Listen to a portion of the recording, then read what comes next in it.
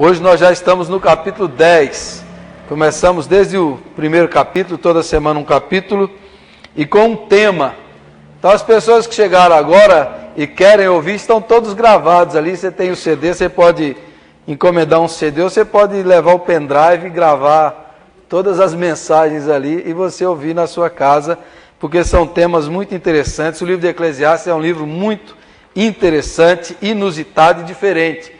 Então as lições que nós tiramos dele também, como algumas pessoas têm falado aqui, que nunca tinham ouvido essas coisas, de fato, porque é um livro que trata de coisas diferentes, é um questionador, é um filósofo, é alguém que está questionando o sentido da vida, que está em crise. E nesse capítulo 10 ele vai tratar especialmente da insensatez ou da estultícia, dependendo da sua tradução da Bíblia, ou da loucura, ou da tolice, tudo sinônimo para o Eclesiastes, estultícia, insensatez e por aí vai. Eu vou ler os primeiros versos do capítulo 10, que diz assim, na versão internacional: assim como a mosca morta produz mau cheiro e estraga o perfume, também um pouco de insensatez pesa mais que a sabedoria e a honra.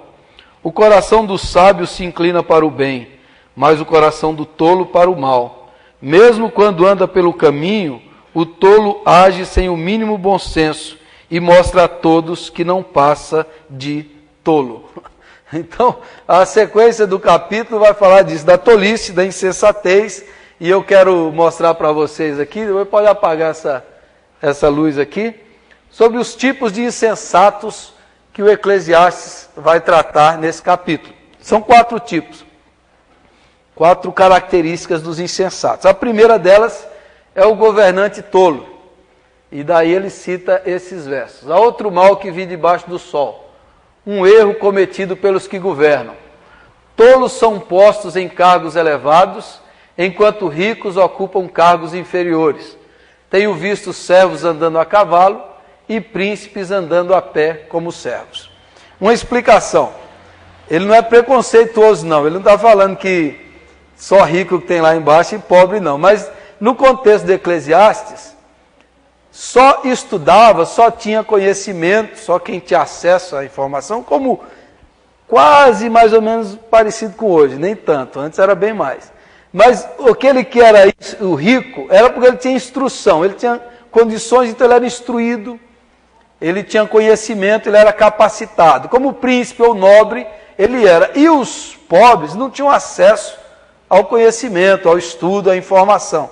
Então, por isso que ele faz essa afirmação aí, olha, os ricos, alguns, que é quase que sinônimo de sábio, deveriam ocupar os cargos, mas estão lá embaixo.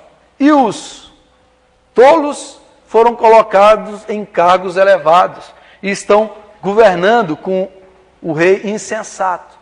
Então ele vai mostrar nesse capítulo como o governante insensato escolhe errado e como se cerca de pessoas erradas e como coloca em cargos elevados pessoas insensatas.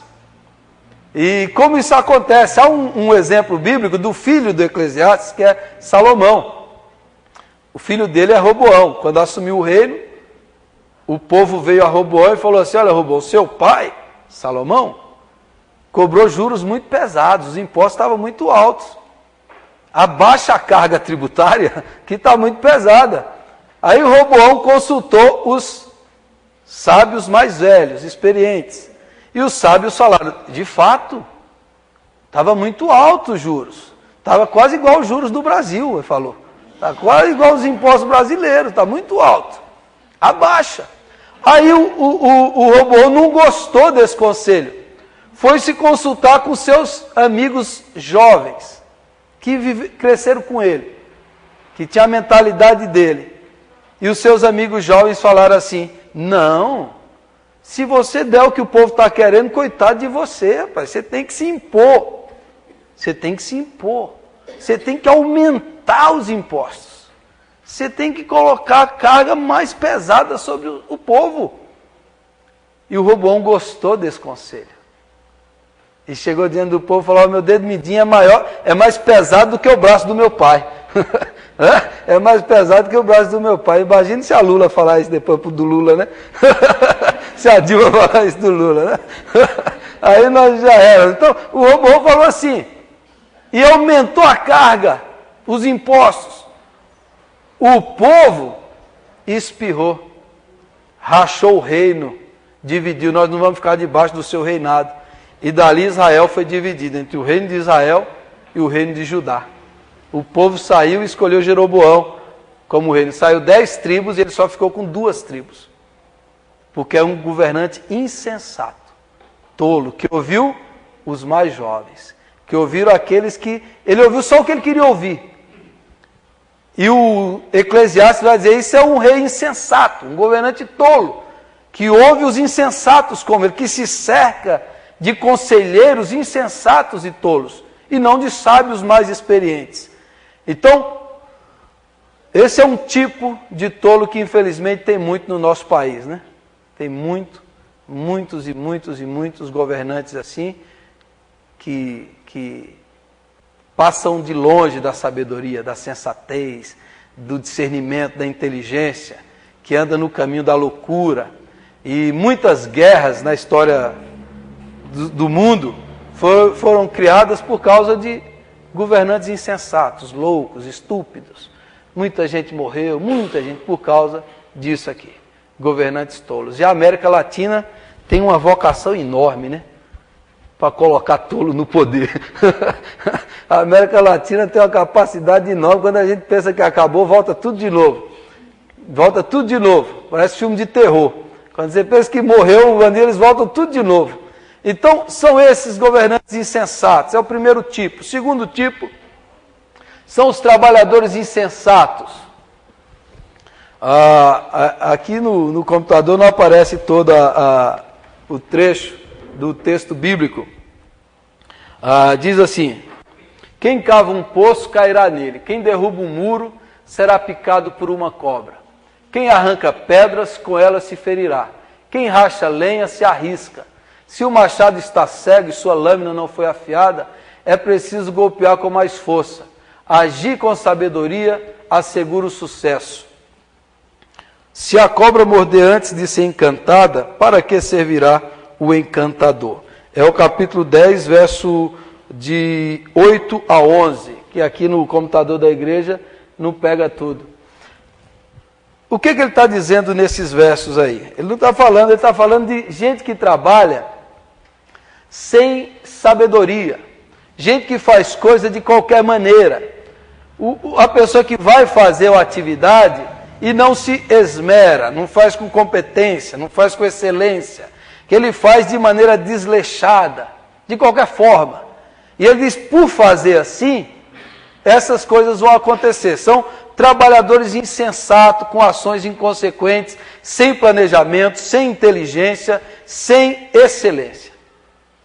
Isso é um tipo de insensato que tem muito também. São aqueles insensatos que fazem a coisa de qualquer maneira. Então ele diz, olha, é aquele que cava um poço de qualquer maneira e às vezes ele vai acabar caindo. Ele derruba o muro, ele não prestou atenção e tinha cobra, e por isso ele será picado. É aquele que fica arrancando pedras de qualquer jeito, é aquele que racha lenha de qualquer maneira, com o machado sem estar afiado, sem estar bem preparado, ele faz sem se preparar. E o Eclesiastes diz, a sua obra vai se virar contra ele, será uma coisa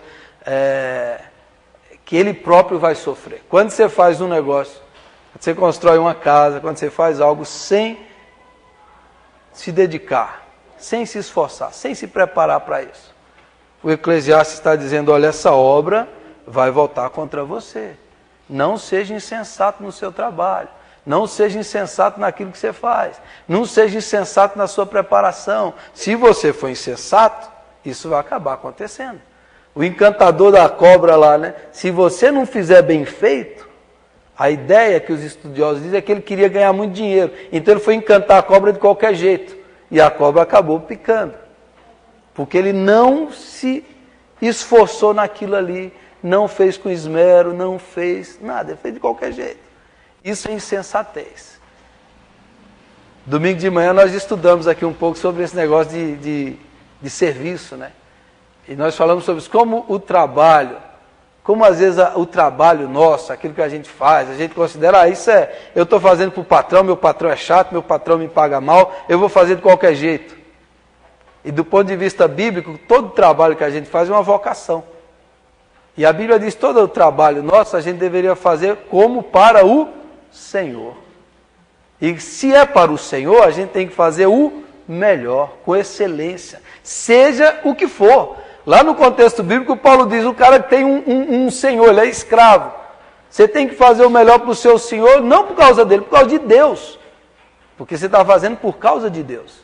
Então, a ética do trabalho nosso é uma ética da excelência. Que você tem que fazer sempre com dedicação, sempre com preparo, sempre aquilo que você puder fazer o melhor com o seu potencial. No outro trecho que nós lemos semana passada, o que vier às tuas mãos para fazer, faça com toda a tua força, faça com dedicação, faça para valer. Não faça de qualquer jeito, que vai sobrar para você. Você mesmo vai sofrer, você mesmo vai sofrer.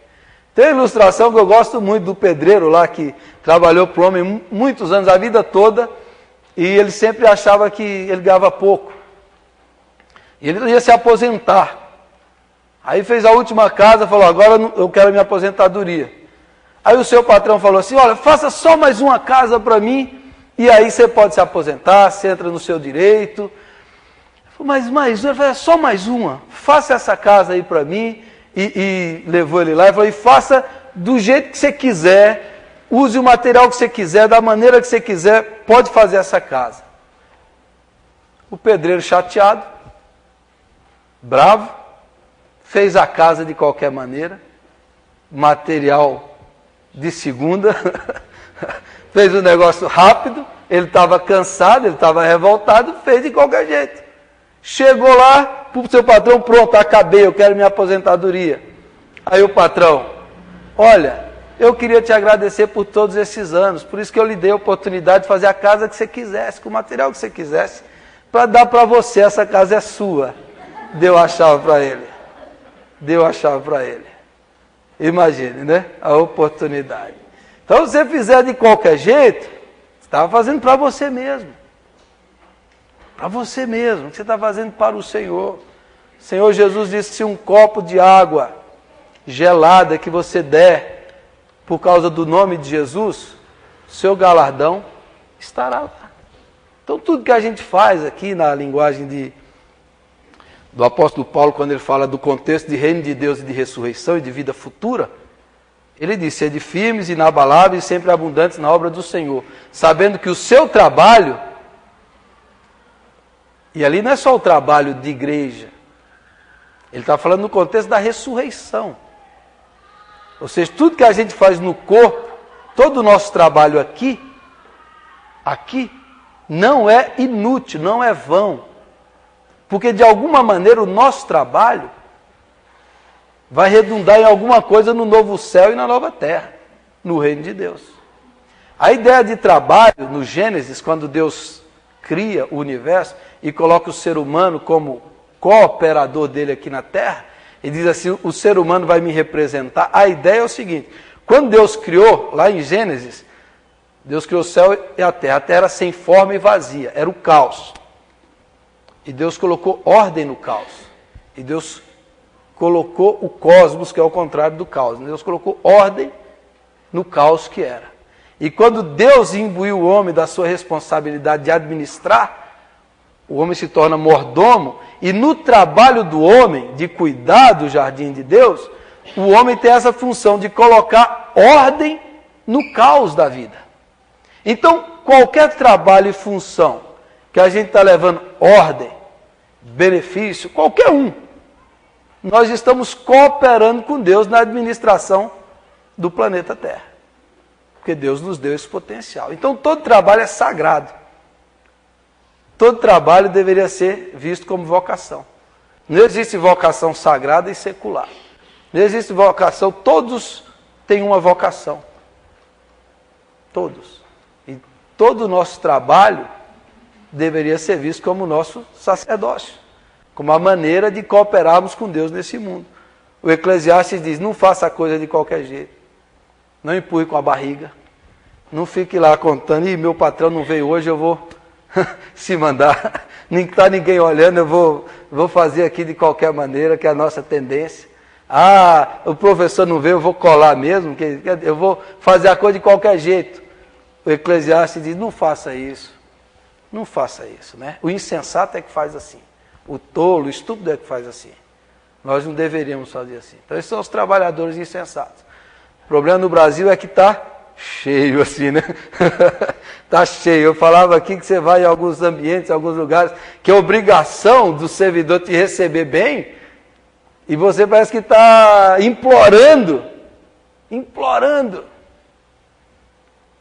para que a pessoa cumpra a sua obrigação, o seu dever. Repartições públicas, governamentais, hospitais, e por aí vai. Você vai no médico, custaria o médico olhar na cara do paciente? Só dar uma olhada assim, custa para ele? Será que é difícil ou não? Será que é difícil ele dizer bom dia, boa tarde? Será que é difícil? Eu conheço muitos assim, não? De uma insensatez, estupidez, e por aí vai. Então, isso é o insensato. Tem outro tipo ainda de insensato. São os faladores, ele diz. Aquelas pessoas que falam demais, falam com insensatez. Ele diz, olha, essas pessoas que falam demais e são insensatas, suas palavras são destrutivas. As palavras do sábio lhe trazem benefícios, mas os lábios do insensato o destroem. Palavras destrutivas. E o apóstolo Paulo diz assim, não saia de vossa boca nenhuma palavra torpe, senão unicamente aquela que for boa para a edificação. Já pensou se a gente tomasse um propósito, se eu só vou falar palavras boas? Vou parar de reclamar. Esses dias eu estava reclamando tanto que até eu fiquei cansado de mim mesmo. Eu falei, Deus me livre, rapaz, que eu estou reclamando de tudo. Reclama de uma coisa, reclama do tempo, reclama disso. Aí eu falei de manhã, Senhor, eu vou fazer o propósito de hoje, eu só vou falar coisa boa. Pelo menos um dia eu consegui. Mas só saiu coisa boa. Às vezes você reclama do seu filho, reclama disso, reclama daquilo. Não é? Está sempre lançando palavras que não são palavras que edificam. São palavras que destroem as pessoas. Não palavras que incentivam, que elogiam, que colocam a pessoa lá para cima. Uma palavra que coloca para baixo. O insensato é que só usa a palavra assim. Negativista, destrutiva, que só vê o defeito. Isso é o insensato. Tem mais outros tipos de palavras. Suas palavras são irracionais. No início as suas palavras são mera tolice, mas no final são loucura perversa. E de tanto falar, palavras tolas, estupidez, vai se tornando uma coisa perversa. As palavras não têm raciocínio, reflexão, pensamento, inteligência. Vai saindo coisas horríveis, perversidade de quem fala demais. Tem mais outros tipos de palavras. Terceiro, suas palavras são descontroladas.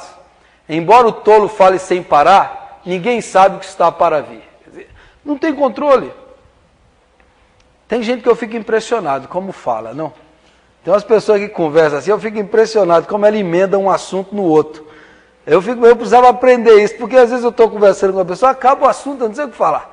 Apesar de falar bastante aqui na frente, eu estou conversando. Tem gente que ela tem um dom de ir emendando um assunto no outro, principalmente mulheres, né? Elas emendam uma coisa na outra, vão emendando, aí você já não sabe onde é que estava e juntou um assunto. É incrível essas coisas, né? Às vezes falar demais, descontroladamente. Tem que ter uma noção, calma, né? Cuidado com o que você fala, como diz o apóstolo Tiago, a língua é fogo, é mundo de iniquidade. Coloque um guarda na sua língua, para você não falar besteira. Quem fala demais, fala besteira. 4. Suas palavras são presunçosas. Quem poderá dizer a outrem que lhe acontecerá depois? O trabalho do tolo deixa tão exausto que ele nem consegue achar o caminho de casa. Né?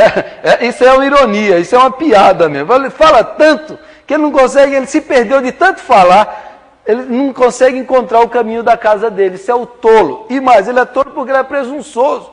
Ele fica dizendo o que vai acontecer amanhã, depois como vai ser.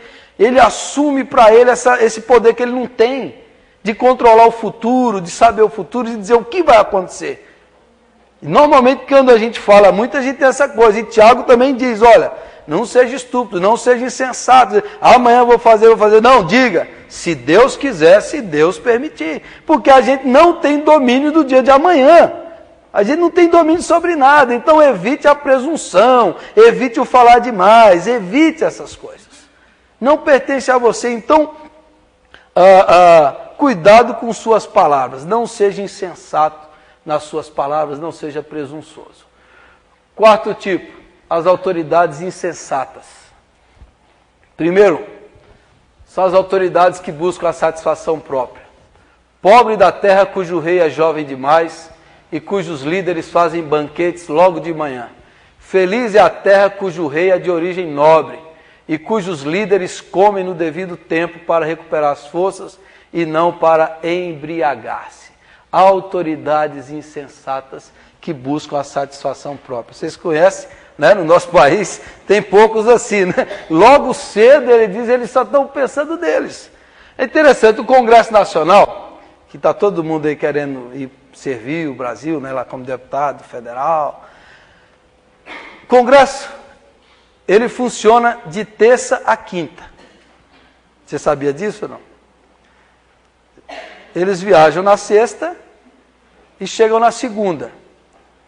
Mas como terça, às vezes eles não estão um pouco cansados da viagem, o Congresso Nacional ele só funciona de verdade quando vai ter votação na quarta-feira. Você pode analisar quando vai ter uma votação importante, que dia que eles... Quarta-feira. Na maioria dos casos é a quarta-feira. Semana longa, não? Semana longa. E eles está todo mundo ansioso para servir o Brasil aí como deputado federal, deputado estadual e tal. Então, essa coisa da autoridade jovem que só busca a sua satisfação. Ele está lá para se satisfazer, para buscar o seu próprio interesse. Esses dias passou uma série de reportagens no jornal da televisão, mostrando como eram os políticos, os deputados na Suécia.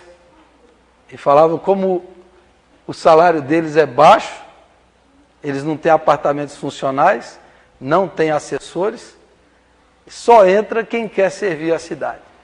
Só entra quem quer servir o próximo. Porque ele não tem os grandes benefícios que o nosso país tem. Que todo mundo diz assim, o Brasil precisa de uma reforma política. A maneira como os partidos elegem os partidos, todo mundo fala isso. Mas ela nunca acontece. Porque todos estão pensando no seu interesse próprio, na sua satisfação. Então precisava mudar a quantidade, as verbas, precisava mudar, todo mundo fala que precisava mudar, mas não muda. Por que não muda? Porque estão pensando na sua satisfação. Agora, nessa eleição, nós tivemos uma vitória popular, que é a ficha limpa, que é uma coisa do povo, baixo assinado do povo. Aí chegou lá, empatou, né? É para essa ou para outra? Amanhã vão votar de novo. É uma grande vitória essa daí. Uma grande vitória. O ex-governador de Brasília vai para o 5º mandato, ele ficou com medo, botou a mulher dele para ser candidata, não? O Joaquim Roriz, é impressionante. O Roriz também é um desses que a ficha dele é mais suja do que muitas coisas, né? Mas busca a satisfação própria. Segundo, as autoridades são preguiçosos. Por causa da preguiça, o telhado se enverga. Por causa das mãos indolentes, a casa tem goteiras. Quer dizer, o Eclesiastes é bem direto. Quer dizer, eles não trabalham pelo povo, eles não fazem a coisa, e daí padece, daí a coisa não vai, porque não querem trabalhar. Essas autoridades não querem trabalhar em prol do outro, do benefício, só está buscando o seu próprio prazer. Terceiro, são indiferentes. O banquete é feito para divertir e o vinho torna a vida alegre, mas isso tudo se paga com dinheiro. Faltou acrescentar aí, né, com o dinheiro do povo. Né? Se eu fosse traduzir a Bíblia, com o dinheiro do povo. Faltou colocar isso. Eles não estão ligados de onde vem isso. São indiferentes a isso. Estão pensando no benefício deles. Não está ligado no que está acontecendo com o outro, na situação das outras pessoas, a ganância, o desejo de ter mais, de possuir mais. Não estão preocupados com os outros. E tudo isso se paga com o quê? Com o dinheiro do povo. De onde vem isso? De onde vem? Quarto, são falsos. Nem em pensamentos insulte o rei, nem mesmo em seu quarto amaldiçoe o rico, porque uma ave do céu poderá levar suas palavras, e seres alados poderão divulgar o que você disser. Provavelmente daí que vem aquela expressão, foi o passarinho que me contou. Quem contou isso? Foi o passarinho. Então ele está dizendo, olha, ele está lá se banqueteando com o rei, com o governador, mas nos cantos fala mal, nos cantos levanta as coisas, porque são interesseiros, há interesses políticos, conchavos entre eles. As alianças são feitas assim, né? Algumas alianças políticas que nós temos aí há 10 anos atrás, 15 anos atrás, eram impossíveis. Um se odiava, xingava o outro, hoje estão de mãos dadas, abraçados, elogiando o companheiro, né, a companheira. Há 15 anos eles se odiavam, agora eles são aliados. Dão a vida um pelo outro, não é? Às vezes se odeiam, mas publicamente, na aliança política, fazem esses conchavos. A arte do vale tudo. O vídeo é impressionante, né? Se você pegar alguns vídeos de políticos aí há 20 anos atrás, há 15 anos atrás, e você dá uma olhada hoje, você fica estarrecido, né? O que eles falaram e o que falam hoje. O que contaram e o que contam hoje. É coisa de cair o queixo, a firmeza de opinião, como muda de eleição para eleição. Então ele diz, olha, essas autoridades são falsas, são enganosas, são mentirosas. E aí a gente tem que pensar uma coisa. Na maioria das vezes, o povo sabe disso. Mas a ética do brasileiro também é uma ética do jeitinho, da malandragem, da enganação. E o brasileiro aceita, às vezes, a desonestidade porque ele próprio é desonesto. Pessoas são eleitas que quem está votando sabe que ele é um mentiroso, é desonesto, é corrupto, mas o povo vota, porque o povo também age assim, também pratica assim. Então, no Brasil, por exemplo, a integridade, a honestidade, andar em retidão e justiça, às vezes é uma coisa que é desprezada. Dependendo do meio que você está, é desprezado. Então, agora vai sair o filme Tropa de Elite 2. Vai ser outra pancada na polícia do Rio de Janeiro e na organização. Porque da polícia tem as milícias que são da polícia e que usam o tráfico para se manter.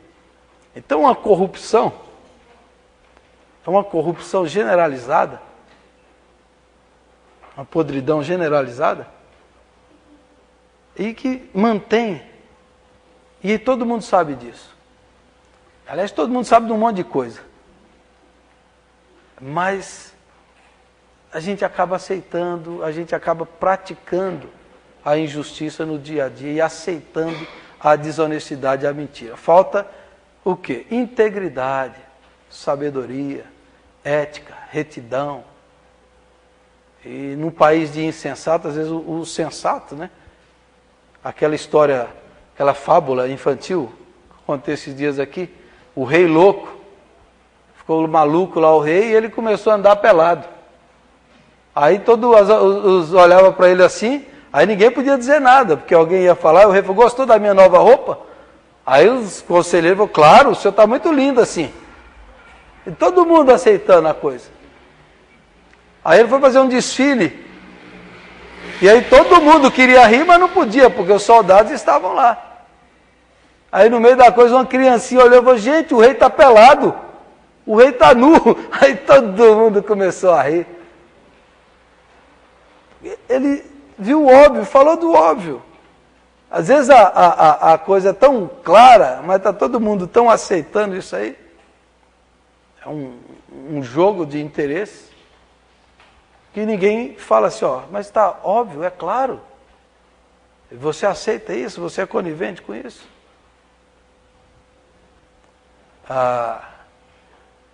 O nosso candidato que tem mais possibilidade de ser o deputado federal mais votado é o Tiririca. Atrás do Tiririca tem o Valdemar da Costa Leite, que era o do Mensalão, homem forte, que negociou o apoio dele para o PT. Ele está bancando o palhaço, porque no fim das contas os palhaços somos todos nós. Entendeu? A gente é que fica com cara de otário, e eles entra como deputado federal e faz e continua indo. Então, a gente precisa pensar nessas coisas, né? E o Eclesiastes nos leva a pensar sobre essas coisas. Então, insensatez a gente encontra em todo lugar. Hoje, por causa da proximidade da eleição, eu falei bastante de política, mas insensato você tem o seu vizinho, o seu patrão, às vezes até você mesmo, está agindo de maneira insensata. Então, no livro de Eclesiastes, nesse capítulo, ele tem algumas sugestões para vencer a insensatez. Para vencer o insensato, você tem que conviver, você tem que lidar com alguém assim, um colega, um professor, um patrão, um empregado. E o próprio autor diz, ó, como você vence? Primeiro, mantenha a tranquilidade. Se a ira de uma autoridade se levantar contra você, não abandone o seu posto. A tranquilidade evita grandes erros. Se o insensato se levantar contra você com a sua insensatez, não reaja da mesma forma. Essa é a tendência nossa. Essa é a tendência nossa. É o cara te fechar no trânsito ali e dar um grito para você, a tendência sua é responder do mesmo jeito. A tendência nossa é responder da mesma maneira. Ele fala, mantenha o posto, mantenha a compostura, né? Fique tranquilo, não se torne insensato, não responda, não pague na mesma moeda, não se torne um insensato por causa do insensato. Ele fala assim, o sujeito fez isso, falou isso, agora também eu vou me vingar, vou fazer igual. Você está se tornando um insensato. Aí você perdeu a luta. Na linguagem do apóstolo Paulo em Romanos 12, não te deixes vencer do mal, mas vença o mal com o bem. Quando você responde o mal com o mal, você já perdeu, porque você se tornou mal também. Então o mal só pode ser vencido com o bem. O inimigo só é vencido quando se torna amigo. E não quando você se vinga dele. Então, mantenha a tranquilidade. Se você tem que lidar com o insensato, não adianta ficar convencendo, brigando, não adianta. Fique calmo, fique tranquilo. Não perca a compostura, não perca a tranquilidade. Haja com tranquilidade. Segundo, agir com sabedoria. Se o machado está cego e sua lâmina não foi afiada, é preciso golpear com mais força. Agir com sabedoria assegura o sucesso. O cara fica lá batendo o machado cego lá e ele bate com mais força, se cansa e não vai. Se ele afiar o machado, se ele se preparar, ele vai fazer um negócio muito mais rápido. Isso tem a ver com tudo na vida. Se você se preparar, se você se capacitar, se você se pensar antes, planejar antes, o negócio vai fluir mais do que você fazer isso. Tem uma história do mundo corporativo que eu acho muito interessante. Se uma grande empresa do Brasil fabrica sabonetes, pastas de dentes, na sua fábrica, no controle de qualidade, às vezes estava passando, na hora da produção, só a caixinha da pasta de dente. A pasta de dente não estava dentro. E passava. Aí chegava lá no supermercado, só a caixinha vazia. Aí essa empresa, que tinha aqui, mas a sua sede era, acho que na Alemanha, preocupada, trouxe os seus engenheiros de lá. E os engenheiros vieram, analisaram, que às vezes ela caía ali na esteira e passava. E daí os engenheiros estudaram e conseguiram fazer uma balança milimétrica que pegava a diferença do peso. E quando ela sentia que aquela caixinha estava vazia, ela acionava um dispositivo que um braço mecânico vinha e tirava aquela caixinha vazia. E eles gastaram em torno de, acho que 15 milhões para fazer isso. E implantaram e resolveram o problema. Depois de uns dias eles foram embora, depois de uns dias os supervisores da fábrica foram lá averiguar como estava funcionando e descobriram que o negócio quebrou. E eles falaram, mas quebrou, e por que continuou a produção? Aí os funcionários falaram, sabe o que aconteceu? Esse braço mecânico que quebrou, não estava funcionando, a gente reuniu os funcionários aqui, a gente fez uma vaquinha, todo mundo comprou um ventilador. Aí quando a caixa vazia cai, ela está vazia, o ventilador bate e leva. É verdade isso. É verdade isso daí. Então o ventilador resolveu o problema, os caras gastaram milhões. Você percebe a coisa dessa coisa de pensar com sabedoria, de pensar com sabedoria. É o que ele está falando assim, haja com sabedoria, se prepare, faça bem feito. Melhor você passar um tempo se preparando e depois fizer bem feito, do que você ir de qualquer jeito, ir no sopetão e depois não der nada. Então, terceiro, não seguir as paixões, mas a consciência.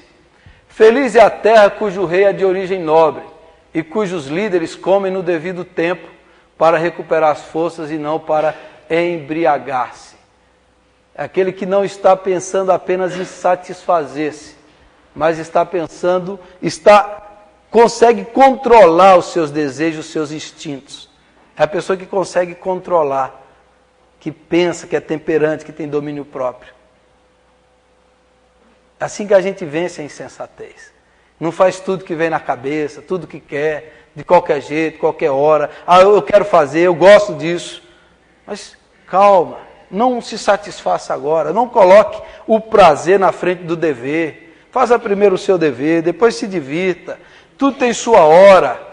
Haja com consciência, não siga os seus instintos, não siga as suas paixões, não siga aquilo que você quer. Haja com prudência, haja com sabedoria. Siga a sua consciência. Siga a sua consciência. Age com sabedoria, a gente vence a insensatez. Amém? E para resumir, quem é o sábio? O sábio é o que enxerga as coisas como elas são, que anda sempre na direção certa e na hora da confusão mantém a cabeça no lugar. Em vez de passionalidade, coloca a serenidade. Quem é o tolo? É o que não consegue enxergar as coisas como elas são, que anda a esmo de um lado para outro e que na hora da confusão perde a cabeça. Esse é o sem juízo. O exemplo bíblico disso aí, Saul. O grande rei que Deus deu lá, Saul ficou louco, esquizofrênico. Saul ficou louco. Os traços de Saul é esquizofrenia. Tinha duas personalidades. Uma hora ele amava Davi, outra hora ele jogava lança em Davi. E Davi não reagiu como louco nem como insensato. Davi ficou na dele, tranquilo, calmo. Davi teve duas vezes a chance de, se quisesse matar Saul, poderia. Ele falou, jamais eu vou tocar no ungido do Senhor. Não vou fazer isso, vou deixar nas mãos de Deus. Vou confiar no Senhor. Não vou agir como louco nem como insensato, eu vou ser sábio. Vou agir com prudência e com sabedoria. Deus exaltou Davi. Deus elevou Davi. Saul, como louco, morreu, acabou se matando, suicidando por causa da sua insensatez, da sua loucura. Davi agiu com prudência e com sabedoria. Nesse mundo de insensatez, irmãos, a gente tem que buscar a prudência bíblica, a sabedoria de Deus. Quantas vezes nós somos tentados a perder a cabeça, a explodir? Quantas vezes nós somos tentados a agir de acordo com o mundo? Deus nos chama para agir de acordo com a sabedoria bíblica. Calma, tranquilidade, serenidade, ande em justiça, busque a sabedoria de Deus, não responda o mal com mal, responda com bem, não se entregue às paixões, às loucuras, mas haja baseado na sabedoria da palavra de Deus. Amém? Dessa maneira a gente vai vencer a insensatez. E por último, para concluir, pense bem quem você vai votar. Pense bem que você vai votar. Não vote insensato, não vote em ficha suja, não vote. Vote com a consciência limpa e tranquila. Não vote com esse negócio de voto útil ou inútil. Vote de acordo com a sua consciência. Pese bem, investigue bem, veja quem é insensato. Veja quem é insensato nisso tudo. Quem age com insensatez, quem age com integridade, com justiça.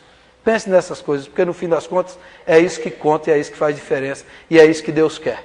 É isso que Deus quer. Não conchavo, vale tudo, mentira, falsificar a realidade, nada disso.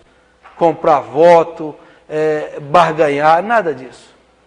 O cristão anda na integridade da palavra de Deus, é assim que Deus nos manda. Porque, infelizmente, até pastores e igrejas têm se vendido, têm vendido voto, feito conchavos, pastores que tratam a igreja como um curral eleitoral, fala lá, se você me der isso, na minha igreja tem 300 votos, 1000 votos vai votar em você.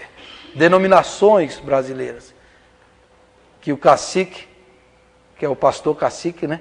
Ele faz o negócio, ele fecha o negócio com o candidato e depois põe todo mundo para votar naquele candidato. Aí violentando as consciências das pessoas.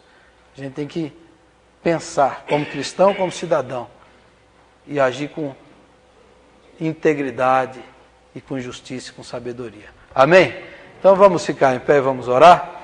Vamos buscar a presença do Senhor.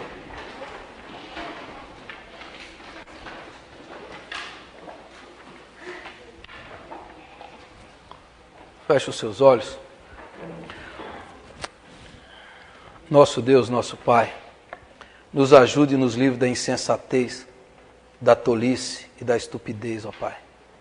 Que o nosso coração seja sábio, as nossas palavras sejam boas, que a nossa mente seja tranquila e serena, e que a nossa consciência seja limpa, purificada pelo sangue de Jesus. Que as nossas mãos sejam limpas também, Senhor.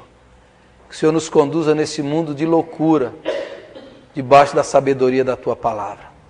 Conduz cada irmão, cada irmã aqui, Senhor, no seu trabalho, na sua família, nos seus relacionamentos, que nós possamos agir com sensatez, com prudência, com discernimento e com a sabedoria do Senhor. Livra o nosso coração, meu Pai, da tolice, da estupidez. Livra, Senhor, os nossos lábios de falarem palavras maldosas, destruidoras. Livra-nos, ó Deus, de falarmos coisas irracionais, imprudentes sobre os outros, sobre os nossos irmãos. E dá-nos, ó Deus, o conhecimento de Cristo Jesus no nosso coração. Que a nossa mente seja a mente de Cristo. Que o Senhor nos dê discernimento nessa nação, nessa eleição. Que o Senhor nos conduza. Que o Senhor nos livre, ó Deus, dos homens maus, insensatos e ímpios. Que o Senhor coloque homens e mulheres que temam o Senhor. Que andem em justiça e integridade. Que saiba que de tudo isso um dia nós daremos contas. O justo juiz trará todas as obras à luz e julgará todos, ó Pai. Que o Senhor coloque esse temor no coração dos políticos, dos que serão eleitos, daqueles que estão concorrendo a cargos públicos. Que o nosso país possa mudar para melhor. Que o nosso país possa correr o direito, a justiça e a honestidade. Que o Senhor possa fazer com que haja, Senhor, igualdade entre todos nesta nação. Em nome de Jesus, faça isso, meu Pai. Abençoe cada irmão aqui, cada irmã. Abençoe seu lar, sua família, derramando paz, alegria, luz da palavra, discernimento espiritual e entendimento.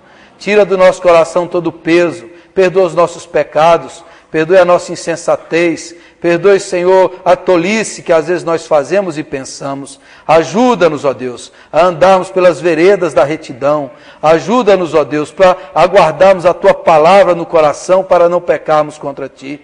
Ajuda-nos, ó Deus, a termos prazer na Tua lei e nela meditarmos de dia e de noite e não, Senhor, desviarmos nem para a direita nem para a esquerda, mas andarmos no caminho reto da verdade, Senhor. Que seja assim, meu Deus, em nome de Jesus.